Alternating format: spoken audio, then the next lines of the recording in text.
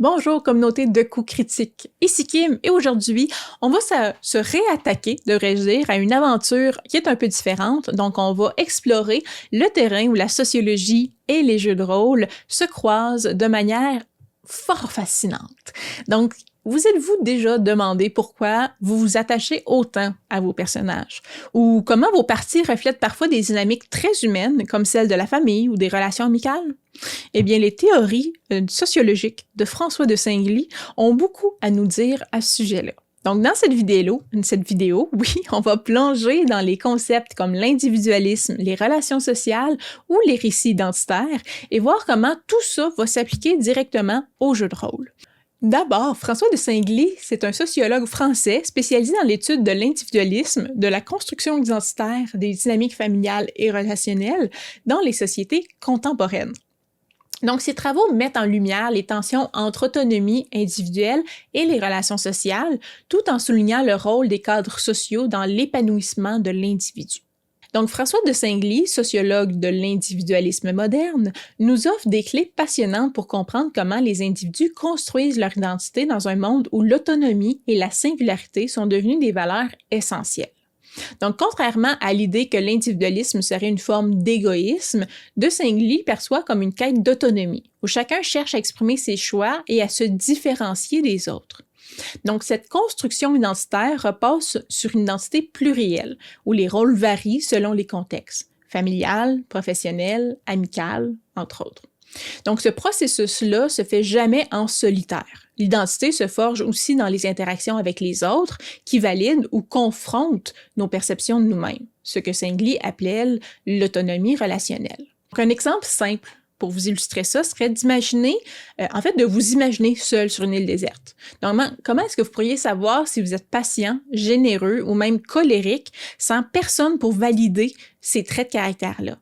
Si vous êtes tout seul, comment est-ce que vous pouvez savoir si vous êtes plus généreux que les autres ou moins généreux que les autres? Donc, c'est précisément ces interactions sociales-là que nécessite notre identité. Donc, c'est à travers les interactions sociales que notre identité prend forme. Donc, les jeux de rôle incarnent brillamment ces dynamiques identitaires-là. À travers la création et l'interprétation de personnages, chaque joueur explore une identité fictive tout en exprimant sa propre singularité. Donc, par exemple, un joueur introverti peut choisir d'incarner un personnage audacieux et extraverti pour explorer une facette de lui-même. De même, une personnage particulièrement rationnel pourrait décider de jouer un magicien impulsif et lunatique. Donc, ces personnes-là deviennent des extensions du soi fictif, permettent aux joueurs de naviguer entre leurs facettes personnelles et des identités alternatives qu'ils souhaitent expérimenter. Donc, c'est pas tout, là. Les jeux de rôle sont pas uniquement des explorations individuelles. Ce sont aussi des expériences profondément collectives. Donc, imaginez une campagne où votre personnage agit en héros courageux, mais les autres joueurs perçoivent vos choix comme imprudents, voire égoïstes. Vos interactions avec vos compagnons de jeu vous offrent une rétroaction constante sur votre identité fictive. Êtes-vous vraiment loyal bon si vos camarades vous jugent erratique ou destructeur? Donc, cette dynamique-là reflète exactement l'idée d'autonomie relationnelle de François de Saint-Gly. Votre quête de singularité ne peut pas être déconnectée des réactions et des validations des autres personnes. Prenons un autre exemple concret. Dans une partie de Donjons Dragons, votre personnage pourrait se battre pour défendre un village contre une menace imminente, montrant ainsi son sens de la justice. Mais si les autres joueurs jugent que cette action-là est risquée ou inutile pour l'objectif global, c'est vraiment en question votre perception de vous-même en tant que héros désintéressé. Ce type de rétroaction-là directe crée une expérience où identité individuelle et dynamique collective s'entrelacent en permanence. Selon de Saint-Gly, le concept même d'identité personnelle est profondément social et la définition de soi peut difficilement exister sans la reconnaissance sociale.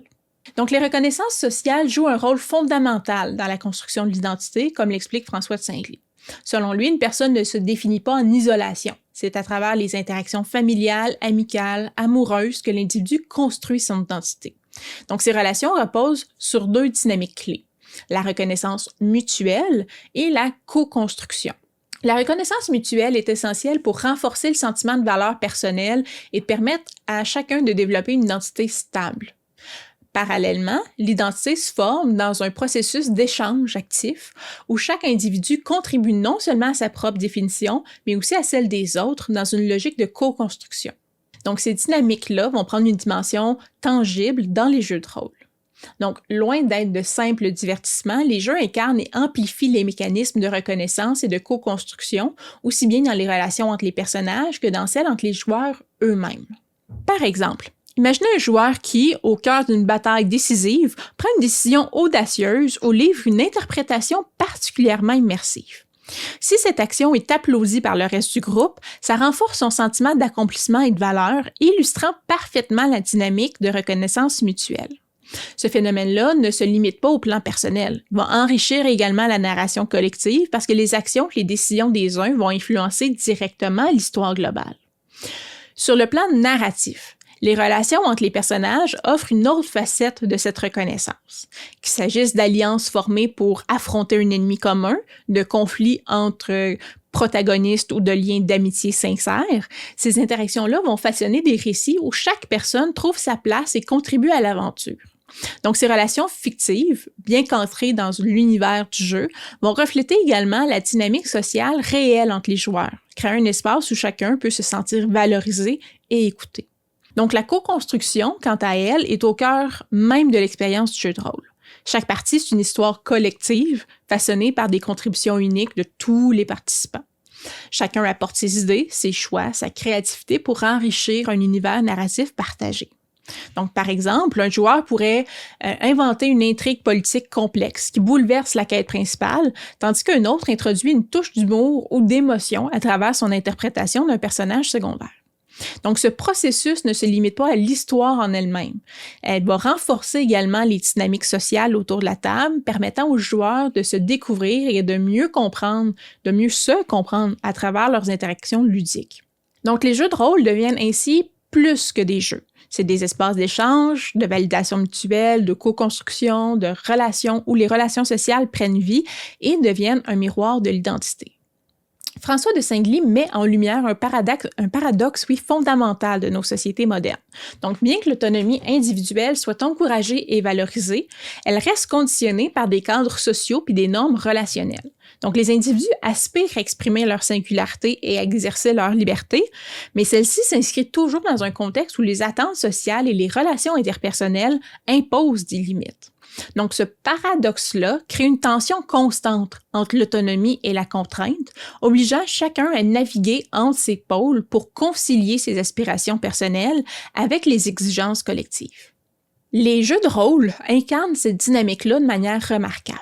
Donc, les joueurs disposent d'une grande liberté dans la création et l'interprétation de leurs personnages, choisissant leurs traits, les objectifs, les comportements dans un monde fictif.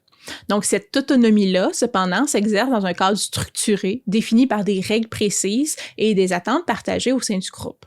Par exemple, un joueur peut vouloir incarner un personnage imprévisible ou anticonformiste, mais il ne peut pas ignorer les mécaniques du jeu ou les conventions de l'univers sans risquer de perturber l'expérience collective. De la même manière, ces choix narratifs doivent respecter le cadre établi pour préserver l'immersion et l'équilibre du récit. Ce contraste-là, va refléter parfaitement ce que François de Singly appelle l'autonomie sous contrainte. Donc, on parle d'une liberté d'action qui s'exprime toujours dans un cadre structuré.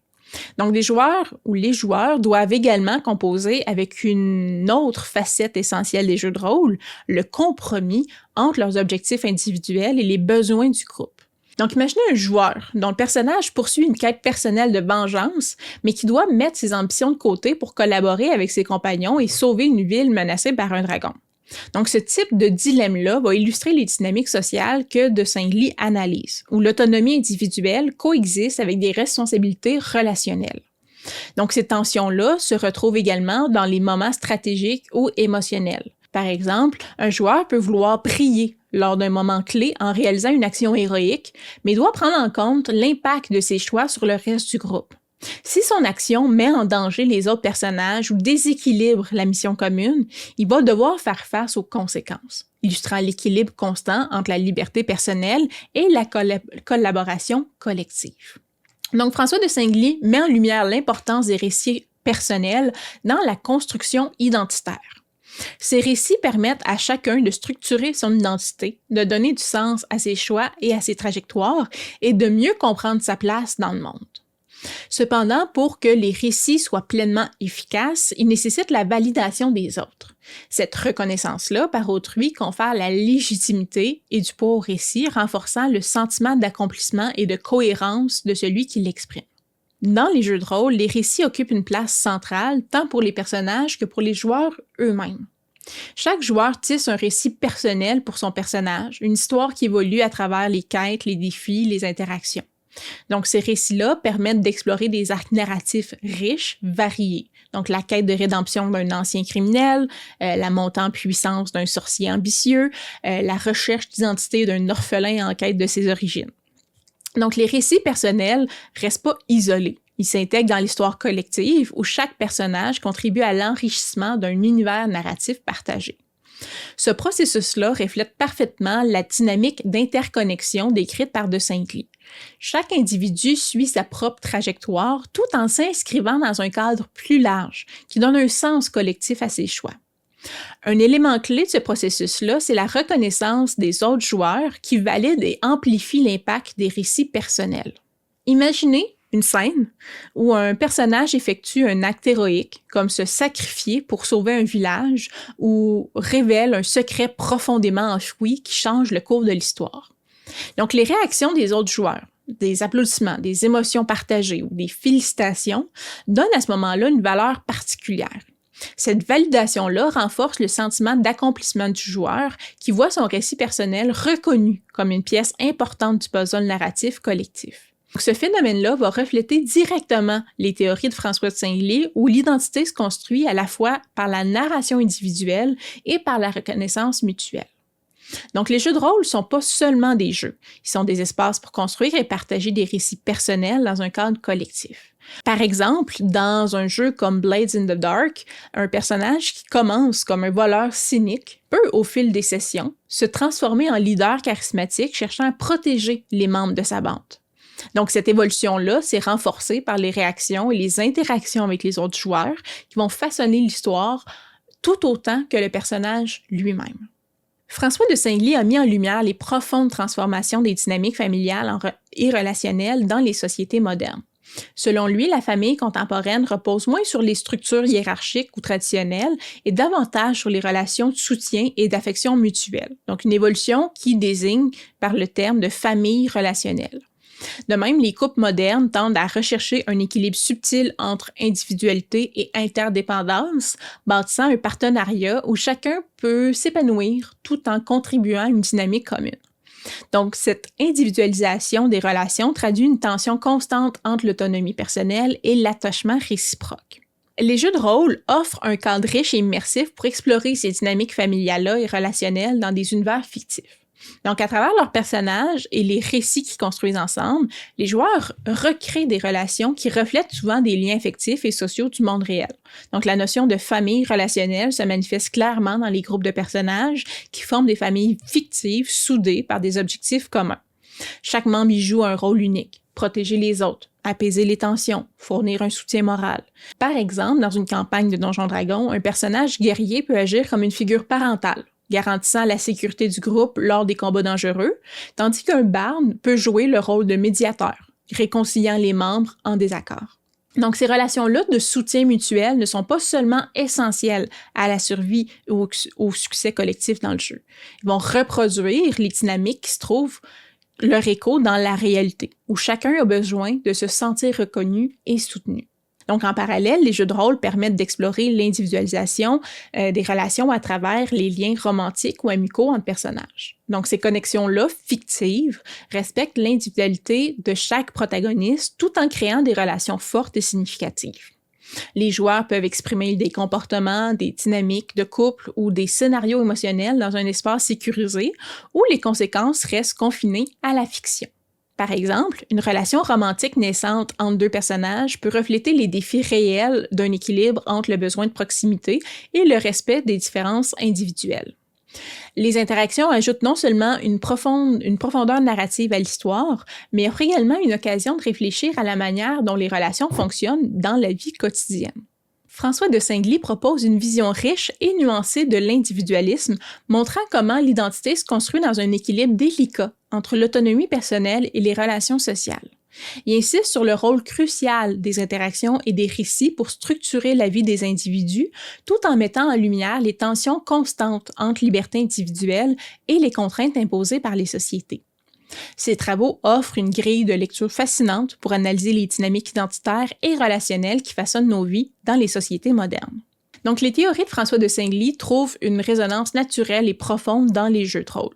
Donc, les jeux incarnent un espace où l'individualisme, les relations sociales, la narration se rencontrent pour créer une expérience immersive et significative. À travers la création de personnages fictifs, les joueurs explorent leur identité, vont naviguer dans des dynamiques relationnelles complexes et apprennent à concilier leur autonomie avec les contraintes et les attentes du collectif. Si on prend un exemple encore, un des derniers exemples, un joueur incarne un voleur solitaire, motivé par une quête personnelle de richesse ou de vengeance. Ce personnage-là doit pourtant collaborer avec d'autres membres du groupe, un prêtre dévoué, un guerrier protecteur, un magicien ambitieux, pour atteindre des objectifs communs. Ici, la tension entre autonomie individuelle et responsabilité collective devient palpable, reflétant les dilemmes identitaires décrits par de Singly. En plus, le récit qui se construit au fil de la partie illustre comment des histoires personnelles et collectives s'entrelacent, enrichissent l'expérience de chaque participant. Donc, les interactions sociales dans les jeux de rôle reproduisent également des dynamiques humaines complexes. Un joueur peut expérimenter des relations de soutien, de conflit, de réconciliation à travers les interactions de son personnage avec les autres joueurs ou autres personnages. Donc, un exemple encore là, une rivalité entre un guerrier et un mage peut évoluer en une alliance stratégique face à un ennemi commun, illustrant comment les contraintes sociales et les objectifs partagés influencent les choix individuels. Donc, au-delà du simple divertissement, les jeux de rôle deviennent un véritable laboratoire social où les idées de François de Singly prennent vie. Ils offrent un cadre ludique et créatif pour tester les tensions entre l'individualisme et le relationnel, entre la narration personnelle et collective. Donc, à travers leurs histoires fictives, les joueurs expérimentent et réinventent les dynamiques identitaires et relationnelles, montrant que les jeux ne sont pas seulement des aventures fantastiques, mais aussi des explorations profondes d'interactions humaines et de quête de soi. Et voilà, communauté de coups critiques, on arrive à la fin de cette exploration entre sociologie et jeux de rôle. Donc aujourd'hui, on a vu comment les théories de François de Singly éclairent nos parties de jeux de rôle, de la quête d'identité à la co-construction des récits, en passant par les dynamiques familiales et relationnelles. Donc, que ce soit dans la création de vos personnages, vos interactions avec le groupe ou la manière dont vous contribuez à l'histoire collective, vos parties reflètent les dynamiques sociales profondes qui font écho aux grands enjeux de notre société. Donc, si cette vidéo-là vous a plu, vous a inspiré ou donné une nouvelle perspective sur vos sessions, n'hésitez pas à nous le dire en commentaire. Posez vos questions, parlez-en. J'aime ça interagir avec vous. Si vous avez des anecdotes sur la façon dont vos parties de jeu de rôle ont révélé ou enrichi des dynamiques sociales, partagez ça aussi. On a hâte de le lire. Donc, aussi, évidemment, si vous voulez qu'on continue à explorer le lien entre la socio et le jeu de rôle, n'hésitez pas à nous le faire savoir. Donc, si vous avez aimé, pensez à mettre un petit pouce en l'air, à apprécier la vidéo, à vous abonner à la chaîne, à activer la petite cloche pour être au courant quand on sort de nouvelles vidéos. Et merci d'avoir passé un moment avec moi. Et surtout, n'oubliez pas, derrière chaque coup critique se cache une aventure humaine. Donc, à bientôt et à la prochaine!